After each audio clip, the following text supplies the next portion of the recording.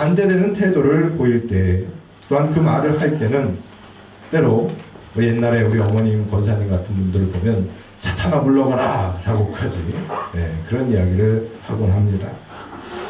아니면 그 배후에 사단이나 마귀가 있다 라고까지 생각하고 쉽게 판단하기도 합니다.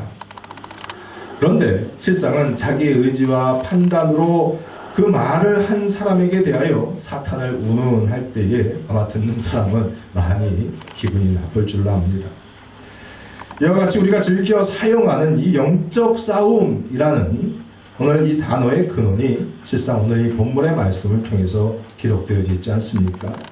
12절 말씀과 같이 우리의 씨름은 혈과 육에 관한 것이 아니요 정세와 권세와 이 어두움의 세상 주관자들과 하늘에 있는 악의 영들에게 대함이라 그 말이죠. 혈과 육이라는 것은 무엇을 이야기합니까? 사람을 뜻하지 않습니까? 우리를 힘들게 하는 것도 때로는 사람입니다. 사람이 사람을 괴롭히고요. 악한 정책 역시도 또한 사람이 만든 것임을 우리는 잘 알고 있습니다. 그런데 오늘 12절 말씀은 보이는 혈과 육이 아니라 보이지 아니하는 영적인 세계가 싸움의 주된 근원이다 라고 사도 바울은 우리에게 말씀합니다. 나를 괴롭게 하는 사람이 주범이 아니라요. 그 배후에 어떠한 악한 영적인 세력이 있다는 사실을 우리에게 깨우쳐주고 있다는 것이죠. 그래서 11절 말씀에 보면 마귀를, 또한 12절 말씀에 보면 정사와 권세와 어둠의 세상 주관자 하늘에 있는 악한 영들이 우리로 하여금 영적인 싸움을 붙인다라고 언급하고 있습니다. 그렇다고 하면 인간의 이성이 깨이고 또한 과학의 문명이 발달한 이 현대 세계에서도요, 이 에베소서의 영적인 싸움, 이것이 과연 우리에게 얼마만큼 와닿을 수 있고 또한 이 말씀을 어떻게 믿어야 할까라는 그 물음이 들지 않습니까? 이에 대해서요, 현대 기독교의 지성이라고 할 수 있는 C.S. 루이스라는 분의 책 가운데 스크루테이프의 편지라는 그런 아주 귀한 책이 있습니다. 저기 또 꽂혀있나? 예, 저에게 있습니다. 혹시 오늘 말씀을 들으시고 호기심이 생기시는 분은 말씀해 주십시오. 제가 빌려드리겠습니다.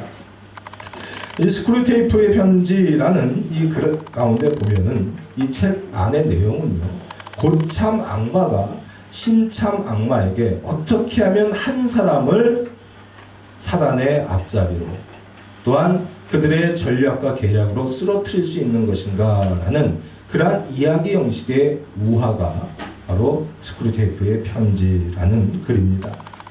여기에서 이 루이스는 이와 같이 말합니다.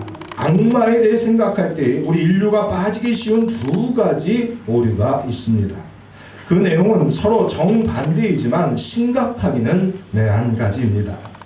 하나는 악마의 존재를 아예 믿지 않는 것, 또한 다른 하나는 악마를 믿되 과대망상에 빠질 정도로 믿는 것.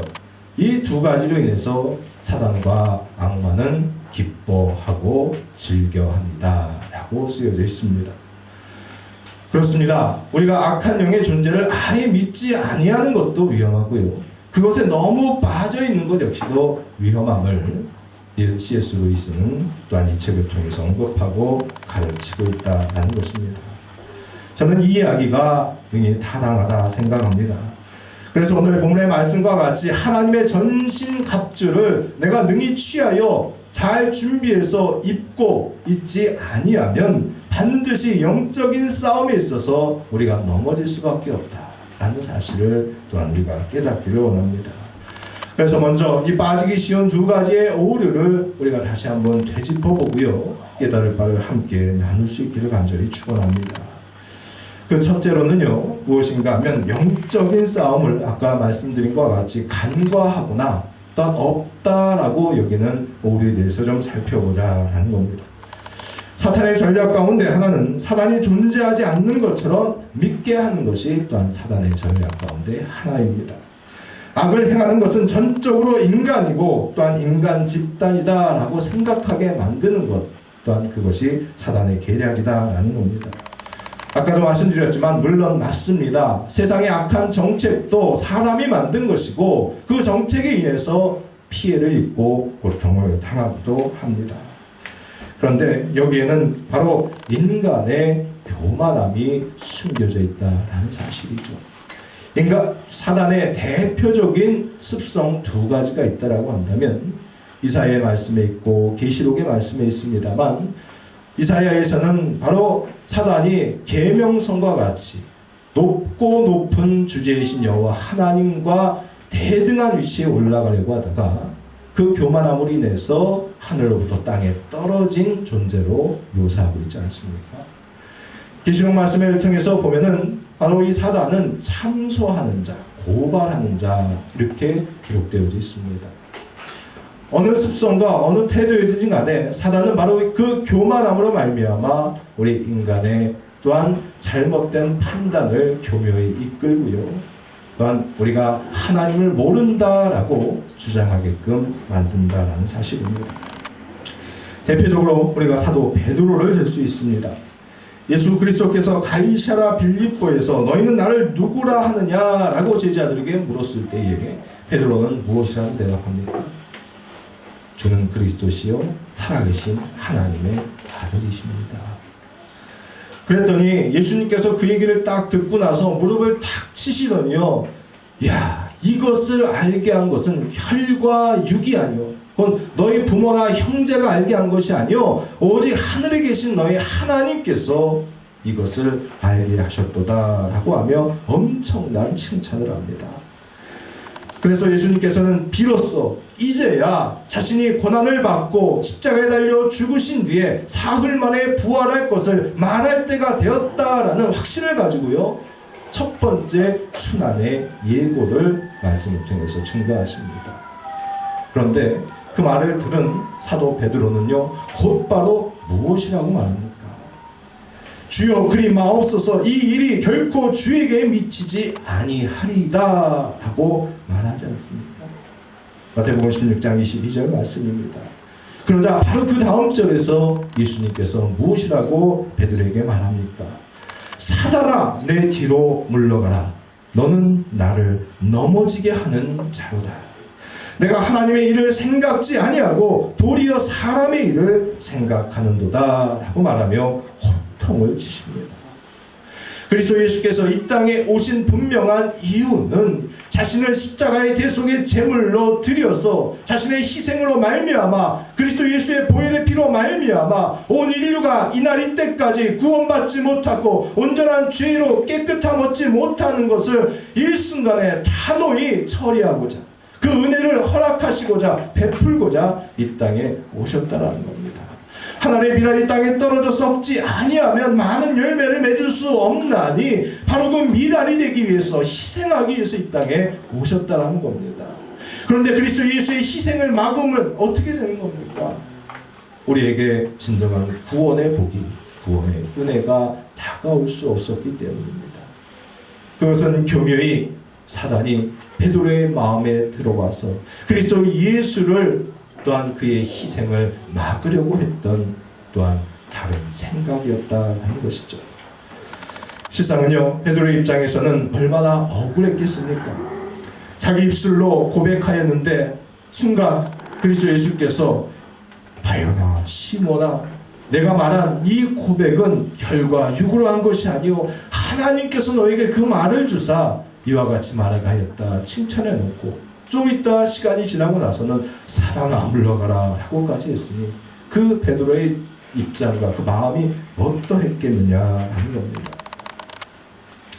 실상 베드로의 입장을 우리가 바꿔서 생각해 보면 비슷하지 않겠느냐라는 겁니다. 내가 열심히 따르고 섬겼던 내 스승이요, 고난을 받고 죽음을 당하겠다라고 이야기하는데 그것을 말리지 않을 제자가 과연 누가 있겠느냐라는 겁니다. 그런데 바로 여기에서 이 영적 싸움의 정체가 드러난다는 것이죠. 자신이 믿고 따르는 주님이 고난을 당하고 죽는다고 하는데 말리지 않을 사람이 누가 있겠습니까? 그러나 그 사람의 마음, 사람의 정 가운데 사단이 교묘히 스며들어서 그 정과 그 사람의 마음으로 교만케 하였다는 사실입니다. 이것은 곧 무엇을 말해줍니까? 우리가 의롭다라고 여기고 잘했다라고 생각되는 것, 그리고 때로는 그것이 말씀에 있다라고까지도 생각하여서 그와 같이 행한들 그것이 하나님의 마음에 하나님의 뜻에 부합되는 것이 아닐 수도 있다라는 사실입니다. 필리핀은 대표적인 캐톨릭 국가 가운데 하나이지 않습니까? 여러 가지 성으로 이루어진 그러한 나라 가운데 하나입니다. 그런데 이 필리핀이라는 나라 가운데는 수시로 정부와 반군 사이에 여러 가지 대립이 있고 싸움이 있고 합니다.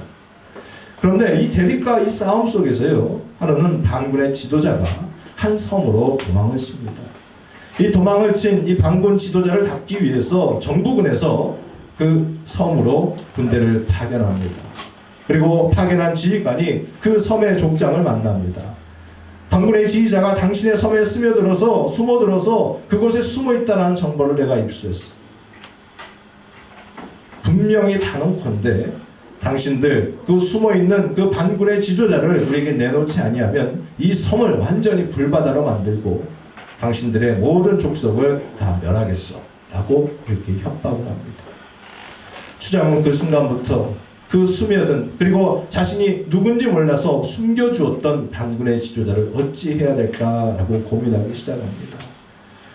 그러면서 이곳저곳에 있는 그 부족의 지도자들을 모읍니다. 대표적인 가톨릭 국가다 보니까 그곳에 사제들도 몇 명 있었습니다. 사제들까지도 다 대동하여서 함께 마을 회의를 하기 시작했습니다. 우리가 그 사람을 내어놓지 않는다라고 한다면 곧 이 사람은 우리 모든 족속이, 우리 부족이 멸망을 당할 것인데 어떻게 해야 되겠습니까? 하면서 두려움 가운데, 걱정과 근심 가운데 마을의 회의를 주장합니다. 그런데 그 중에 어느 사제 하나가 이렇게 대답을 합니다. 주장님, 말씀에도 보면은요, 한 사람이 죽음으로 말미암아 여러 사람을 살릴 수 있다라는 말씀이 있습니다. 그러니 우리가 그 숨겨져 있는 그 사람을 내어놓음으로 말미암아 다 같이 사는 길을 택하는 게 나을 것 같습니다. 이 사제가 그와 같은 이야기를 하니까 이 추장이 옳거니 그렇지 않아도 두렵고 떨렸는데, 그죠? 정신적인 지도자인 사제가 그렇게 이야기를 하니까 그래 내놓읍시다 하고선 결국은 반군 지도자를 내어놓게 되었다 하는 것입니다. 내오는 뒤에요, 결국은 반군 지도자가 이 정부군 군인들한테 그 마을에서 곧바로 여러 가지 정보를 캐내기 위해서 그 이실직고를 위해서요, 온갖 고난과 고통의 신문을 당하게 됩니다. 밤새도록 그 반군 지도자의 신음소리와 그 절규하는 울부짖는 소리가 그 마을을 떠나지 않게 되었습니다. 그 소리가 얼마나 귓가에 쟁쟁하고 마음을 찢어지게 하였는가. 나중에 그 반군 지도자는 결국 죽음을 당하게 되었습니다.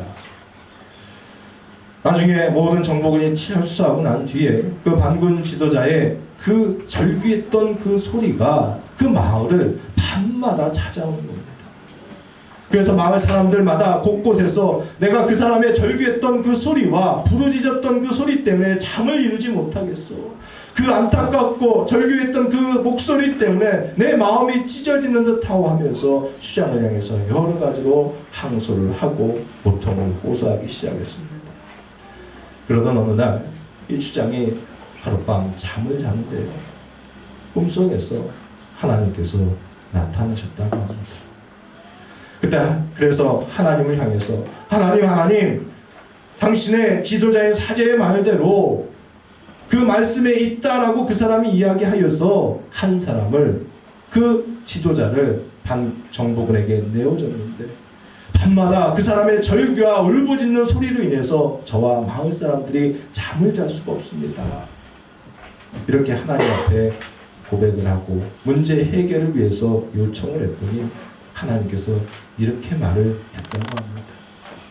너는 말씀을 보았느냐? 너는 왜 그 지도자의 눈을 보지 못했느냐?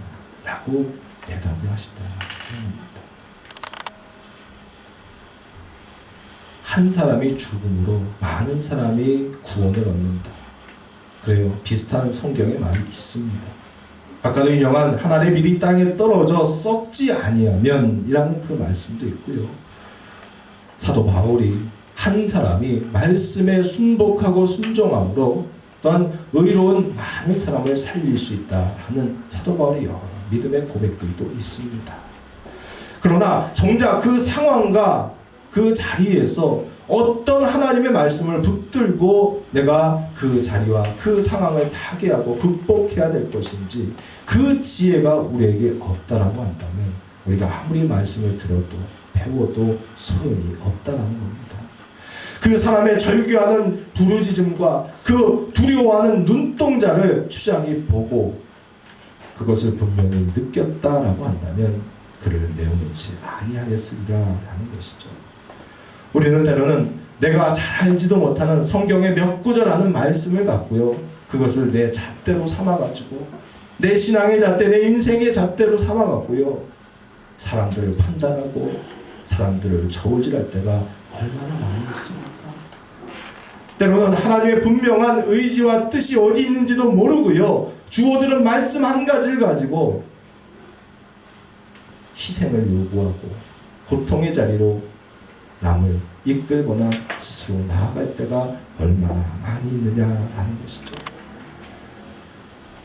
앞서서 사도 베드로의 말씀을 들었습니다만 사도 베드로 역시 그가 처음에는 하나님이 주신 고백으로 말미암아 주는 그리스도시다라고 고백하였지만 곧 사단이 그 마음에 찾아와 그의 영을 회방하자 주여 그리하지 마옵소서라고 말했다는 겁니다. 인간의 또한 지혜라는 것, 인간의 생각이라는 것, 인간의 정의라는 것이 바로 이와 같이 때로는 어리석고 또한 나를 교만하게 만들 수도 있다는 사실입니다. 분명히 그리스도 예수께서는 내가 닭 울기 전에 나를 3번 부인할 것이다 라고 사도 베드로에게 말했음에도 불구하고 아닙니다 주여 모든 사람이 온 세상에 당신을 다 버려도 나만큼은 당신을 버리지 않겠습니다. 바로 나는 그러지 않겠습니다. 내 힘으로 내 의지로 내 뜻으로 무엇을 하겠습니다 라고 하였던 사도 베드로의 고백은 여지없이 몇 시간이 지나지 않아 새벽당 울기 전에 예수 그리스도를 3번씩이나 부인하지 않습니다. 그래서 예수 그리스도께서 나중에 부활하시고요. 그 부활하신 몸을 가지고 여러 여인들과 제자들에게 나타나셨습니다. 그리고 그 소문이 아마니의 제자들 사이에서 쫙 퍼져나갔습니다. 그럼에도 불구하고 사도 베드로는요. 그 얘기를 들었음에도 불구하고요. 무엇이라고 요한복음 21장에 고백하는 줄 아십니까? 나는 고기나 잡으러 가야겠다라고 말합니다. 그것이 무슨 말입니까?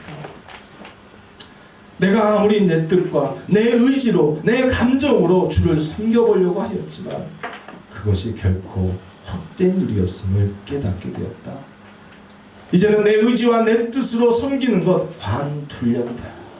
그저 내 처지와 형편을 알고 다시 고기 잡는 내 일터로 가야겠다. 그 자신의 의지와 자신의 힘과 내 생각을 내려놓고 철저하게 또 자복하고 겸손해지는 그리스도 사도 베드로를 바라보게 됩니다. 그 베드로를 예수 그리스도께서는 이제야 너의 그 급한 성질과 너의 의지와 너의 생각을 내려놓았구나 예수님께서 판단하시고 사도 베드로에게 찾아가지 않습니다. 바요나 시모나 내가 나를 사랑하느냐? 내가 나를 사랑하느냐? 내가 나를 사랑하느냐? 그렇게 3번씩 물으시고 다시금 그에게 사명을 주시지 않으십니까? 그렇습니다. 우리 인간은 항상 주 앞에서 믿음의 자리에서 겸손해야만 합니다. 사단의 가장 큰 유혹도 자신들의 본성대로 우리가 교만해지길 바라는 그의 본성을 우리가 분명히 깨달아야 합니다. 그래서 내가 나약해지지 않고 교만해지지 않기 위해서 우리가 해야 될 일이 바로 기도다라는 사실입니다. 오늘 본문의 18절 말씀을 통해서도 분명히 기록되어 있지만은 힘써서 무엇을 하라고 합니까? 18절 말씀 한번 다시 읽어보십시오. 힘써서 무엇을 하라고 합니까? 기도하고 구하라라고 합니다. 성경 말씀을 이렇게 들여다보면요, 힘써서 너희가 무엇을 하라라고 기록된 거의 70~80%의 말씀들이요, 다 기도하라라는 말씀으로 기록되어 있습니다. 우리가 힘을 써야 되는데 헛된 데 힘쓰지 말고 기도하는 데 힘을 쓰라. 예수님께서는 사도 바울은 끊임없이 증거하고 말합니다. 왜냐하면 우리의 판단과 우리의 생각과 우리의 또한 육신의 정이요, 바른 것 같지만 그렇지 못할 때가 더 많기 때문에 사단의 유혹과 꾀임에 쉽게 넘어가기 때문에 기도함으로 영적인 분별력을 얻으라라고 말하는 거예요. 그것이 그리스도 예수의 가르침이고요. 힘써 기도해야지만이 그와 같은 영적인 분별력이 우리에게 생겨날 줄로 믿습니다. 그러므로 기도한다는 것은 자신의 연약함을 인정하고 하나님의 도우심을 비로소 찾을 수 있고 얻을 수 있는 자리가 되는 줄로 주의 이름으로 간절히 축원하며 드립니다. 두 번째로 우리가 깨달아야 될 것은 또한 영적인 또한 과대망상의 오류를 버리자라는 겁니다. 결국 이 반대 극단에는 모든 것을 영적인 현상으로 계산하는 태도가 있다라는 겁니다. 하나님의 뜻에 어긋난다 생각하면 모든 것을 또한 사탄의 탓으로 돌리는 것 역시도 우리가 조심해야 될 일이다라는 것이죠. 악을 만들어내는 것은 분명 크게 두 가지가 있습니다. 인간의 악한 본성이 있고요, 사단의 악과 게임이 있다라는 것이죠. 때로는 개별 인간, 곧 내 죄된 본성이 죄를 저지릅니다. 그리고 때로는 악한 방향으로 이끄는 영적 세력들이 있습니다. 그러나 분명한 것은 그것을 구별할 수 있는 지혜가 우리에게 있어야 한다는 겁니다. 모든 것을 사단의 탓으로 돌리게 되면은요, 실제 우리는 악을 행하고 있는 인간의 악의 본성을 간과하고 지나치게 됩니다. 잘못을 범하는 인간을 교정하면 될 것을 애꿎게 사단을 탓만 하고요, 다른 환경과 여건만 탓을 하게 된다는 것이죠. 사회를 바꾸는 것이 더 실제적인데 허망한 세력, 보이지 아니하는 악한 영들에 대해서만 원망하고 불평하고 그들을 쫓겠다라고 한들 무슨 소용이 있겠느냐라는 겁니다. 노예 제도로 말미암아 악이 범해졌다라고 한다면 그 노예 제도를, 그 사회 악을 폐지하면 된다라는 겁니다. 모든 것을 영적인 현상으로만 파악하려 하면 현실적인 능력이 그만큼 떨어질 수 있다라는 것이죠. 현대사회에서 악은 주로 인간들에 의해서 저질러지고 있다는 사실을 우리가 또한 간과하지 말아야만 합니다.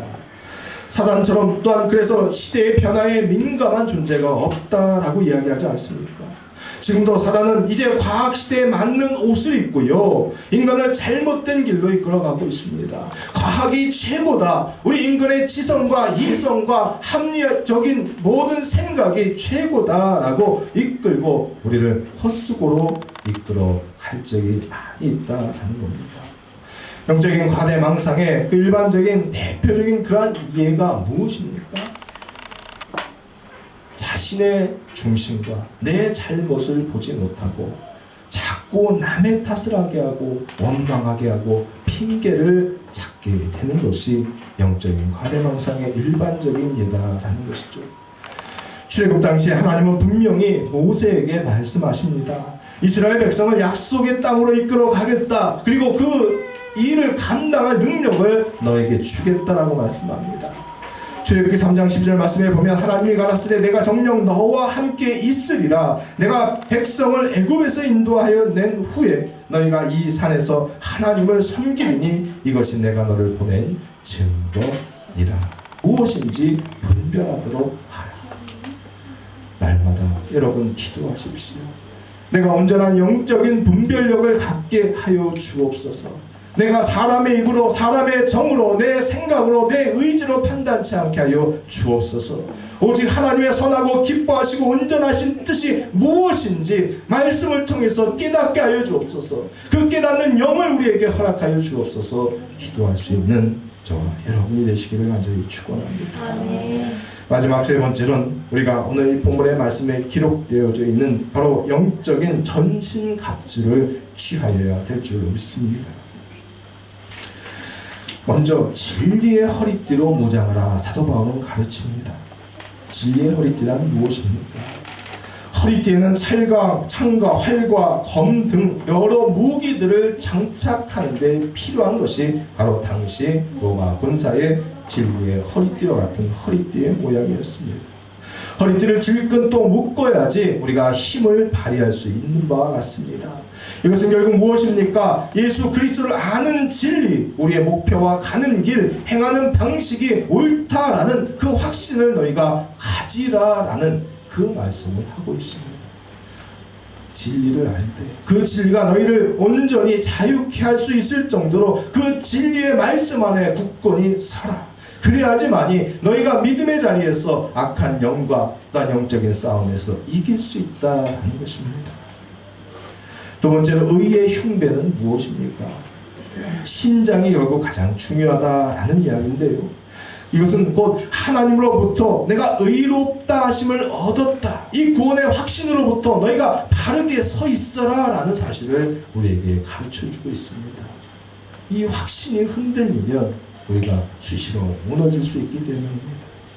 그리고 세 번째로는 평안의 복음의 신을 신으라 라고 가르칩니다. 하나님과 인간 사이에 또한 사람과 사람 사이에 진정한 평화와 안식을 그리스도 예수의 말씀과 그 능력으로 얻으라 라는 것이죠. 그것이 또한 영적인 싸움을 하는데 이길 수 있는 방편입니다. 또한 믿음의 방패를 가지라 라는 것. 어떠한 사단의 공격이 있다 할지라도 환경에 또한 사람의 위협과 고난과 시험이 있다 할지라도 어떠한 사단의 불화살이 있다 할지라도 그것을 믿음으로 막아내라 라는 그 방패의 역할을 우리에게 가르칩니다. 그리고 다섯 번째는 구원의 투구라는 겁니다. 곧 이 구원이라는 것 승리의 확신입니다. 내가 분명히 그리스도 예수의 힘을 입어서 그리스도의 권세 있는 이름으로 사단을 대적해서 물리칠 수 있다라는 승리에 대한 확신을 너희가 머리 가운데 분명히 가지라. 구원의 투구를 쓰라 하고 말씀합니다. 그리고 유일하고도 가장 중요한 성령의 검, 곧 공격용 무기로서요 하나님의 말씀을 들고 있지 않습니까? 곧 하나님의 말씀은 죄를 칠 수 있는 무기입니다. 내가 행악할 때에, 내가 죄를 지을 때에, 내가 이게 긴가민가 할 때에 내 죄악을 다시 한번 돌이켜볼 수 있고 판단할 수 있는 것은 내 생각으로는 불가능합니다. 그때 겸손하게 하나님의 말씀을 살피시기를 간절히 축원합니다. 우리 인간은 나에게 있어서는 가장 관대한 존재가 바로 우리 인간 아닙니까? 그때에 내 정으로, 내 생각으로, 내 판단으로 나를 판단치 마시고 말씀으로 나를 판단할 수 있는 저와 여러분이 되시기를 간절히 축원합니다. 마지막으로 우리가 말씀을 통해서 한 절 한 절 기억해야 될 것은요, 영적 싸움에서 이 싸움이 우리의 싸움이 아니고 우리의 능력으로 싸우는 것이 아니다라는 것을 우리가 분명히 기억해야만 합니다. 10절 말씀을 보십시오. 주 안에서 그 힘의 능력으로 강건하여 지고. 누구의 힘의 능력으로 강건하신다고요? 그 힘에, 그분의 힘에, 주 안에서. 그리고 11절과 13절에 전신갑주라는 단어 앞에는 무슨 말이 쓰여져 있습니까? 하나님의, 곧 하나님의 라는 소유격이 쓰여져 있습니다. 전신갑주를 입어도요, 의의 흉배, 진리의 허리띠, 구원의 투구를 써도요, 이것이 내 구원의 투구가 아니고 내 진리의 허리띠가 아니고요, 하나님의 진리의 허리띠, 하나님의 구원의 투구를 쓰실 수 있는 저와 여러분이 되시기를 간절히 축원합니다. 18절 말씀과 같이 기도하되 성령 안에서 기도하시기를 간절히 축원합니다. 또한 마지막 19절 말씀과 같이요, 나를 위해 기도하기를 복음의 비밀을 담대히 알릴 수 있게 하라. 여러분에게 복음의 말씀을 바르게 알릴 수 있는 주의 종을 위해서 꼭 기도하시기를 간절히 축원합니다. 그때 비로소 우리가 영적인 싸움에서 반드시 이길 수 있고요, 앞에 가는 지휘관이 쓰러지지 않을 수 있을 때에 저와 여러분이 함께 운명의 공동체를 또한 구원의 방주를 저 천국을 향하여 바르게 나아가게 될 줄로 믿습니다. 기도하겠습니다. 또 하나님, 때로는 내 생각과 내 판단과 내 계획이 가장 바른 줄로 착각하게 하는 것이 또한